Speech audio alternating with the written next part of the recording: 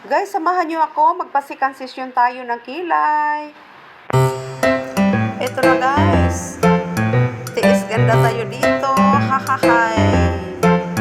Oo, kung sa gym pa, no pain, no gain. Pero kailangan guys, kasi super nipis na yun. After nung first session ko nung January, sa isip ko guys, ayoko na kasi masakit eh. Hindi ako masyadong yung pain tolerance ko.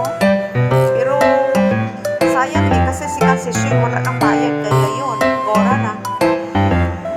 Buti na lang at in-enhance niya yung kanyang So microblading ito guys, ayan.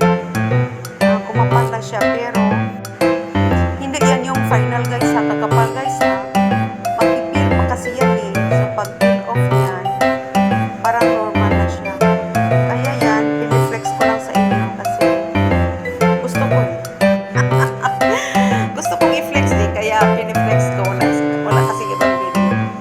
Ayan, sinasesyon, sayang din, wala nang bayad guys. Toki kaya to. Diba? Binayaran ko yan na January. 6 months ago, yung January. So sayang din, kaya inabil ko na yung sinasesyon. Ayan, almost done na ako dyan guys. Bagay yung kilay kasi sa babae guys, isa yun sa nagpapa-attract eh. Wala kasi akong kilay, sobrang nipis, kaya yun pinabuti ko na lang na tiisin yung sakit guys, tiisin. Kilay is life kasi daw eh, kaya yun pinagrab ko na yung pagkakataon na wala na yung bayad, sayang din. Kaya yan, almost done na. At least parang nag-dark na ng konti yung kilay natin. Kasi habang tumatanda guys, yung kilay natin din luminipis yun eh. Kaya yun, sa mga hindi pa masyadong may edad dyan, hindi pa yan naranasan. Ako kasi 50 plus na ko eh, kaya yun, hindi mo na yan iwasan.